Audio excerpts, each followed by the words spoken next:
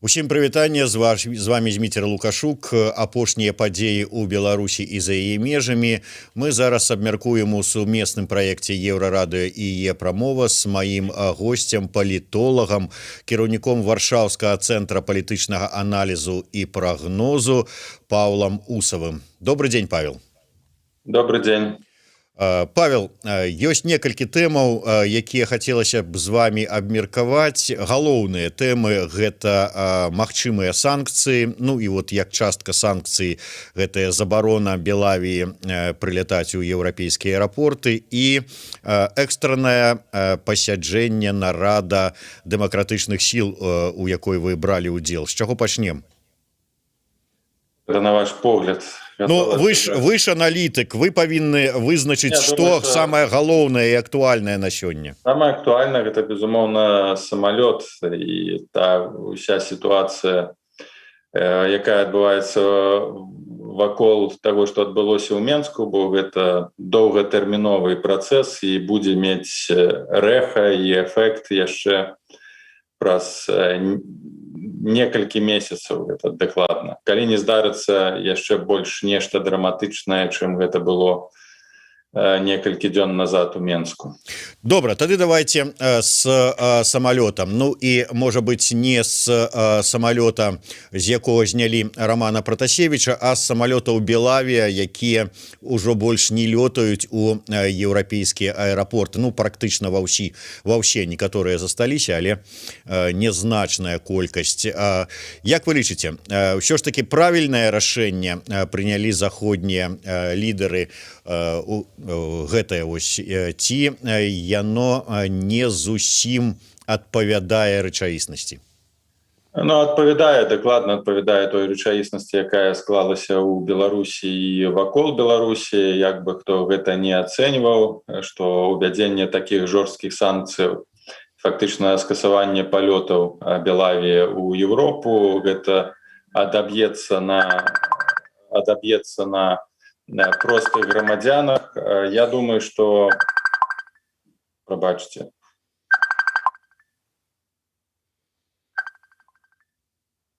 Я думаю, што гэта сітуацыя, безумоўна, вельмі драматычная для беларусаў, але трэба разумець, што беларускі рэжым Лукашенка паставіў нашу краіну ў такую сітуацыю, пры якой дзеянні Лукашенка фактычна пагражаюць бяспецы і стабільнасці ў рэгіёне, бо невядома, якія яшчэ крокі могуць быць, ці рашэнні могуць прынимацца беларускімі уладамі у перспектыве, у будучыні. Таму, па-першае, адпаведна з інтарэсамі еўрапейскіх краінаў былі прадпрынятыя такія крокі. Гэта першы момант. Другі момант, мы бачым, што сітуацыя у Беларусі ўсцяж пагаршаецца, што інструментаў уздзеяння на беларускі рэжым, фактычна такіх пошукаў механізмаў, як кампраміс ці як дыялог, ужо няма. І застаецца толькі жорсткі падыход, як гэта заўсёды адбываецца у працэсах рашэння пытанняў з тэрарыстычнымі рэжымамі. Рэжым Лукашенка фактычна пераўтварыўся ў рэжым тэрарыстычны не толькі ў дачыненні да сваіх грамадзянаў, але да грамадзянаў таксама іншых краінаў. І прашу, тут таксама важна падкрэсліць адзін момант, то Захад даволі доўга захоўваў умоўную цярплівасць і нейкім чынам, хутчэй фармальна рэагаваў на тое, што адбываецца ў Беларусі. Санкцыі папярэднія не былі эфектыўныя. Збольшага гэтыя санкцыі выглядалі як проста слабая рэакцыя з боку еўрапейскага звязу. І толькі тады, калі вось падзеі закранулі непасрэдна інтарэсы заходніх краінаў, як гэта было, напрыклад, на Украіне, Захад пачаў рэагаваць даволі жорстка і даволі актыўна.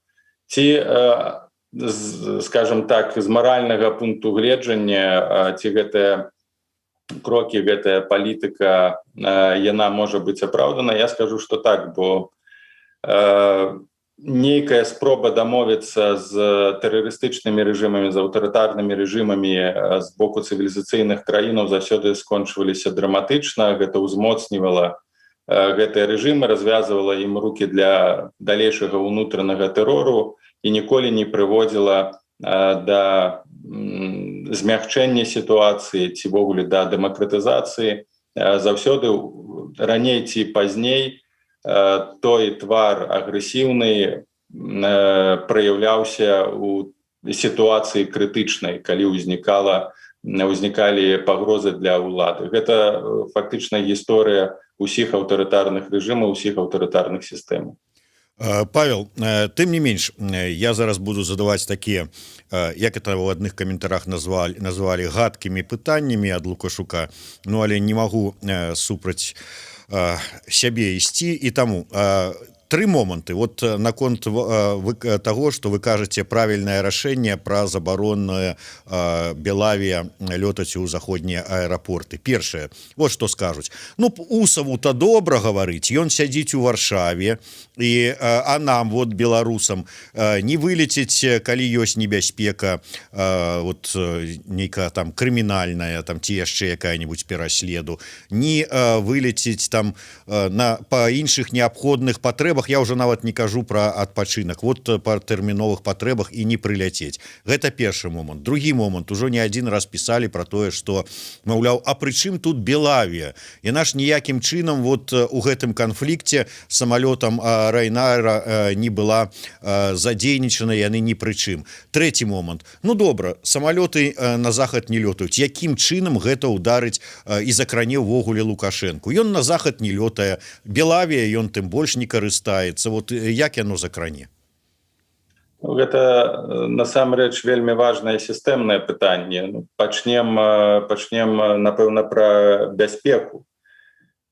На жаль, гэта тое рызыка, з якім трэба мірыцца. Фактычна, пакуль гэтая сістэма, якая існуе ў Беларусі, будзе існаваць, гэтыя рызыкі яны будуць, і пагрозы для жыцця грамадзянаў і іх бяспекі, безумоўна, будуць заставацца. Канешне, еўрапейскі звяз, уводзячы санкцыі супраць беларускага рэжыму, фактычна завешваючы лёты Белавіі, павінен распрацаваць нейкія альтэрнатыўныя шляхі дзеля таго, каб беларусам, якія патрапілі ў цяжкую сітуацыю, было лягчэй знайсціся на захадзе, там перайсці мяжу нелегальна ці легальна, ці яшчэ неяк. Галоўным фактарам у дадзенай сітуацыі з'яўляецца тое, што еўрапейскія краіны павінны на вось гэты перыяд крызісу палітычнага ў Беларусі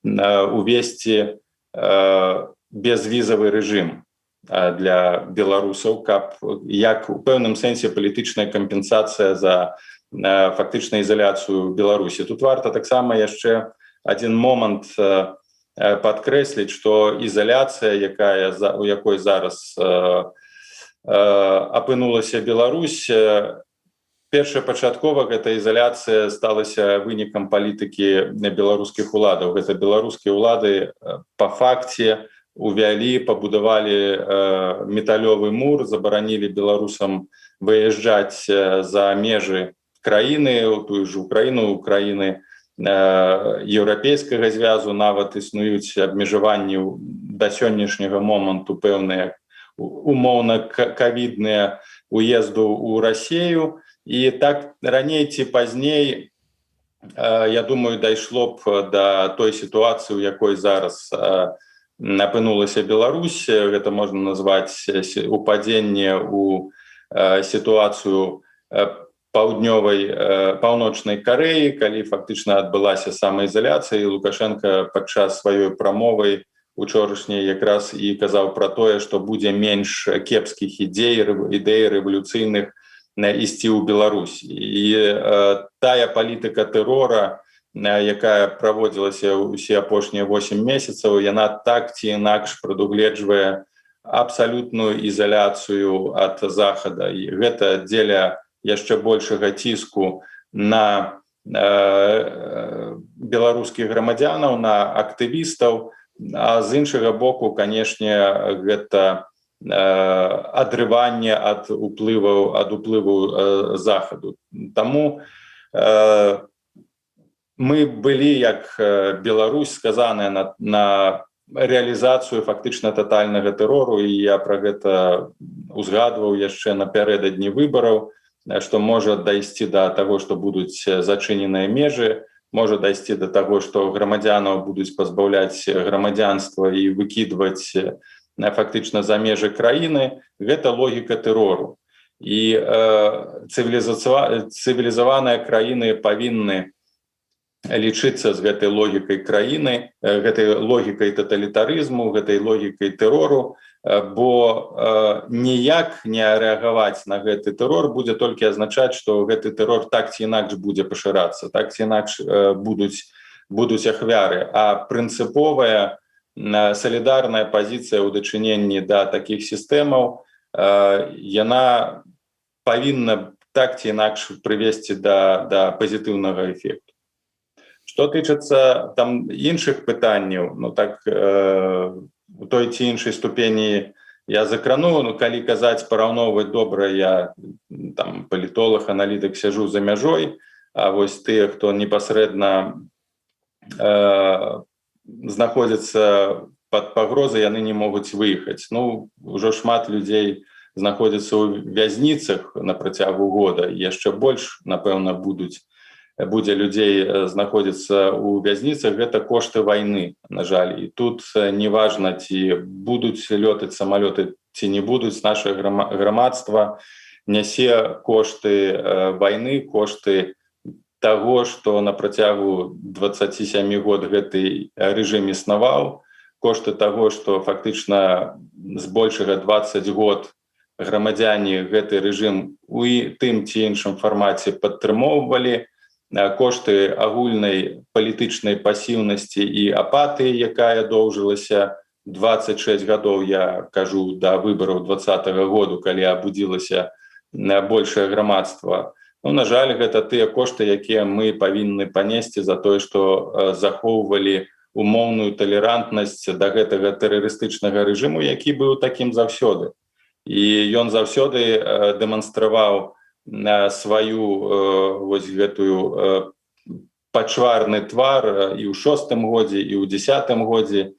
І калі б, напэўна, я лічу, што Захад не ішоў бы на нейкія кампрамісы ў 2006 годзе, у 2010 годзе, калі б нашыя грамадзяне, суайчыннікі не ішлі на кампрамісы з уладай і сумленнем у 2006 і 2010 годзе, калі фальсіфікаваліся выбары, і калі і наше грамадства, і міжнароднае грамадства дзейнічала ў адным парыве ў 2006, былі б уведзеныя жорсткія санкцыі, грамадзяне б выйшлі на вуліцу супраць фальсіфікаваных выбарах альбо ў 2010, то мы б не дайшлі да такіх драматычных падзеяў, якія адбываюцца сёння у нашай краіне. Бо даволі шмат прыкладаў у гісторыі, калі саступкі для тэрарыстычных рэжымаў ці рэжымаў таталітарных, аўтарытарных, і можам прыгадаць і другую сусветную вайну, можам прыгадаць таго ж Башара аль-Асада, калі саступкі да гэтых рэжымаў з боку цывілізаванай заходняй супольнасці адбываліся, ці так званая рэал-палітык, то гэта заўсёды прыводзіла да значна больш драматычных і крывавых падзеяў, да большых коштаў змагання з гэтымі сістэмамі, бо мы б заплацілі як грамадства ў 2006 годзе значна меншыя кошты, калі б змагаліся да апошняга з гэтай сістэмы, не фальсіфікавалі, не фабрыкавалі выбары, чым тыя кошты, якія мы зараз павінны плаціць. І чым даўжэй гэтая сістэма будзе існаваць, тым больш кошты мы будзем, тым большы кошт мы будзем плаціць там праз год ці праз два. Таму адзінае, што нам застаецца, гэта мага хутчэй гэтую сістэму скінуць.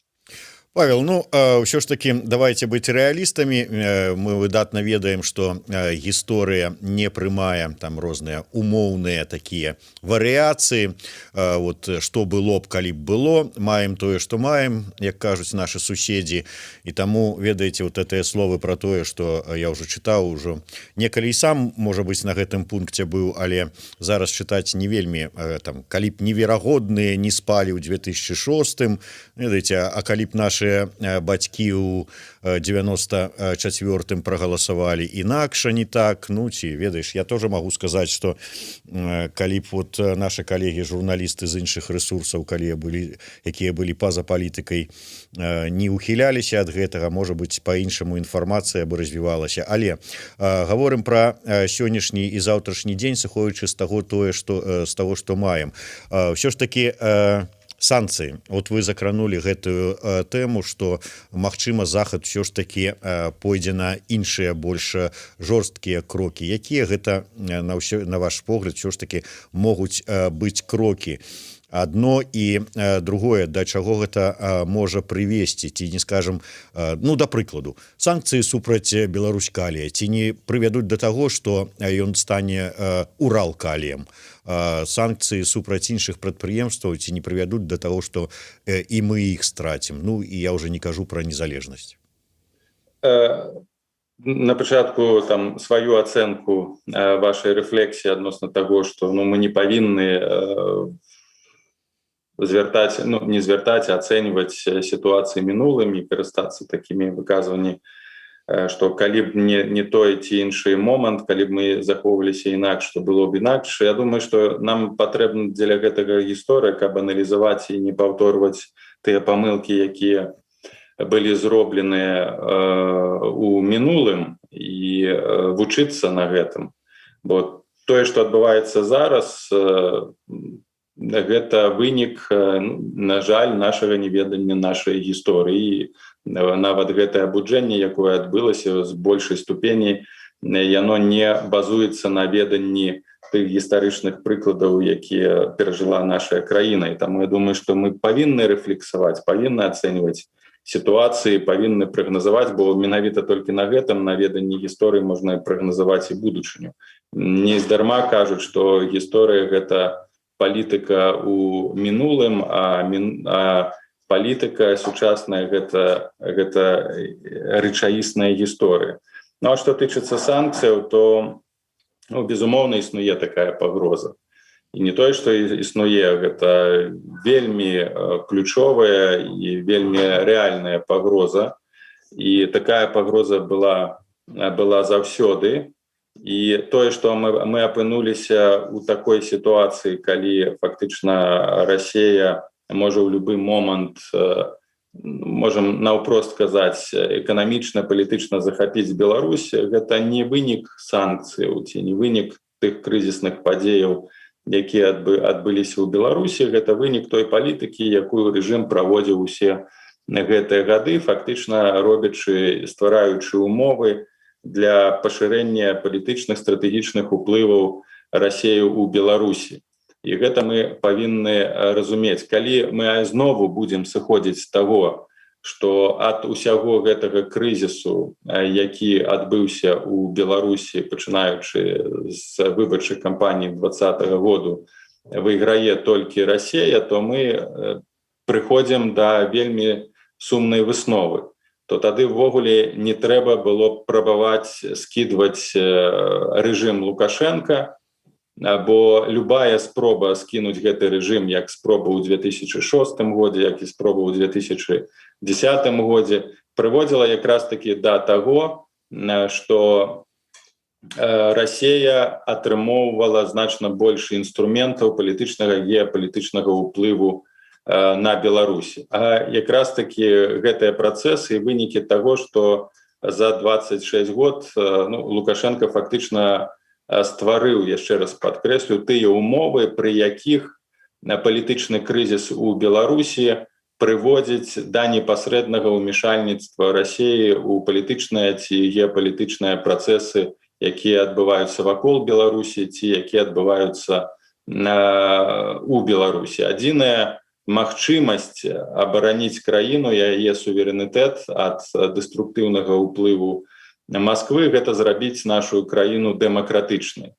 І, на жаль, як бы мы гэтага не хацелі, нашыя спробы, нашыя намаганні стварыць ці змяніць сітуацыю ў Беларусі, стварыць з Беларусі дэмакратычную краіну, будуць заўсёды сутыкацца з нежаданнем Расіі, каб Беларусь была дэмакратычнай. Бо мы таксама павінны разумець той факт, што тая Расія, якая сёння існуе на нашых межах, аўтарытарная, з імперскімі амбіцыямі, ніколі не будзе жадаць, каб у Беларусі адбыліся дэмакратычныя змены, і каб Беларусь не тое, што стала там гібрыднай дэмакратычнай краінай, а рэальна дэмакратычнай краінай, яна будзе перашкаджаць гэтым працэсам.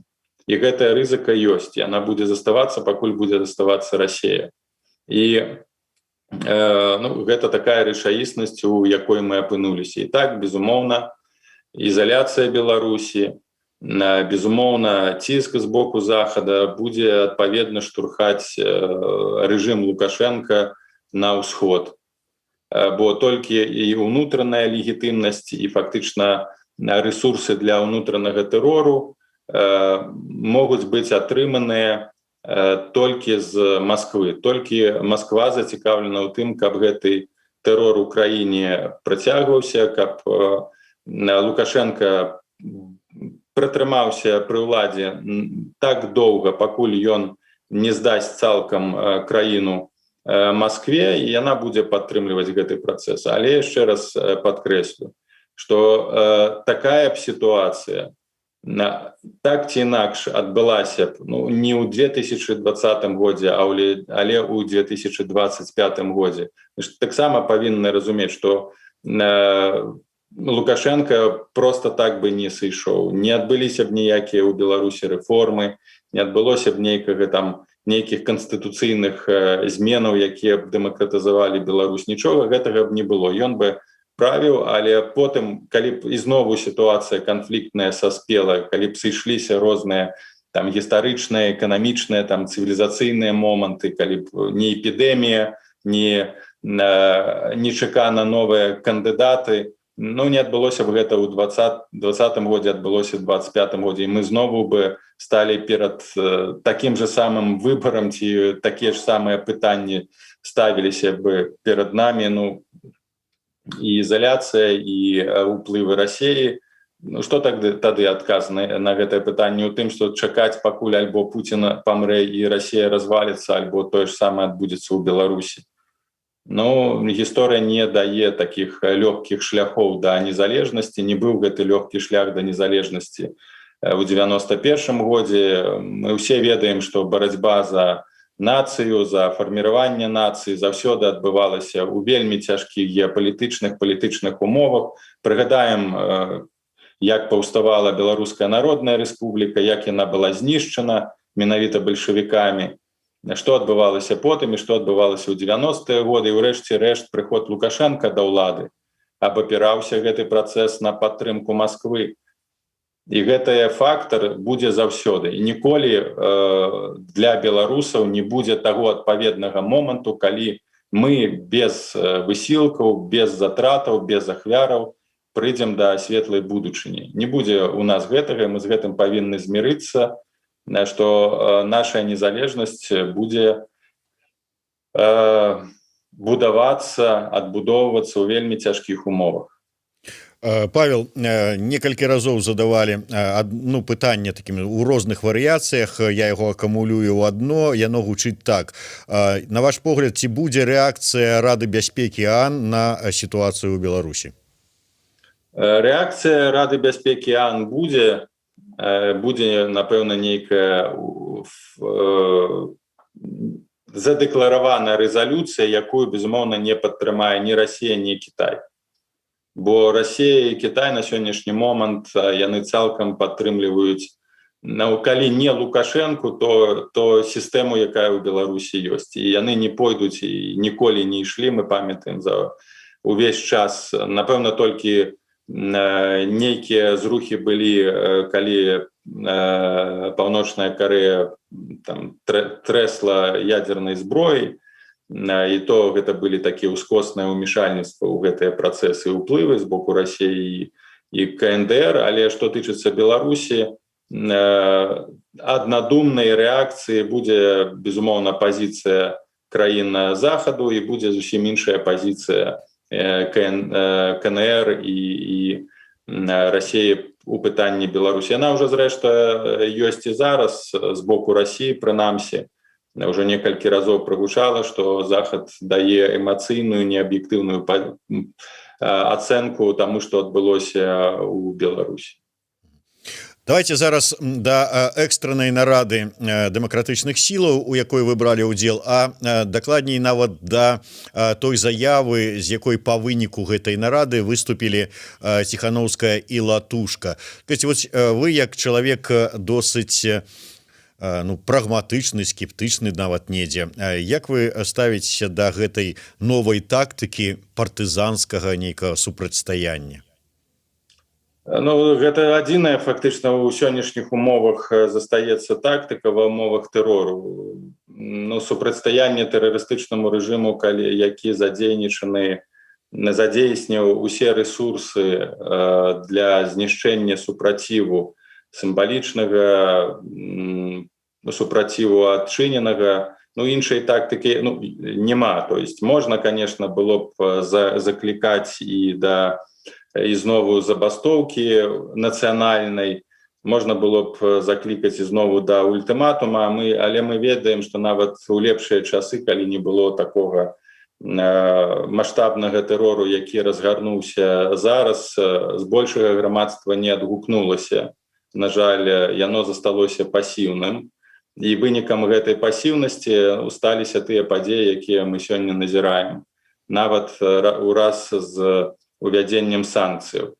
І гэта заклік, прызыў, нават не прызыў, а хутчэй пазіцыя, тактыка вядзення партызанскіх дзеянняў, хутчэй падпольных дзеянняў, яна звязана з тым, што тая актыўная частка грамадства, якая яшчэ засталася у Беларусі, якая б хацела дзейнічаць, яна чакае адпаведных сігналаў. І на маю думку, тактыка дзеяння, якія будуць хутчэй насіць кірунак сабатажу ці падрыву гэтай сістэмы знутры, ва ўмовах тэрору, яшчэ раз падкрэслю, яна адпаведная. Ці гэта прывядзе да хуткіх зменаў у Беларусі? Не, гэта да хуткіх зменаў у Беларусі не прывядзе. Гэта доўгая барацьба, гэта цяжкая барацьба, але гэта тая барацьба, якую павінны весці беларусы, калі яны, канешне, хочуць вызваліцца з той сітуацыі, в якой яны апынуліся, фактычна ў сітуацыі закладнікаў, бо гэтая сістэма не спыніць тэрору. Нават калі захаваецца і не будзе нейкай унутранай рэакцыі грамадства, нават гэтай падпольнай барацьбы, тэрор будзе працягвацца, бо толькі выключна на тэроры базуецца гэтая сістэма і гэты рэжым. Нават той факт, што былі адмененыя і перанесены на 2023 год выбары ў лакальныя саветы, мясцовыя рады, сведчыць пра тое, што рэжым не збіраецца пераходзіць ва ўмоўнае, легітымнае, законнае русла функцыянавання. То бок яна будзе да апошняга свайго моманту, да апошняга моманту існавання Лукашенка, безумоўна, абапірацца на тэрор. А ва ўмовах, яшчэ раз падкрэслю, калі няма агульнай салідарнасці і няма агульнай волі да дзеяння вялікай масы насельніцтва, працоўных, служачых, прадстаўнікоў дзяржаўнага апарату, то, канешне, меншасці застаецца толькі такая форма барацьбы.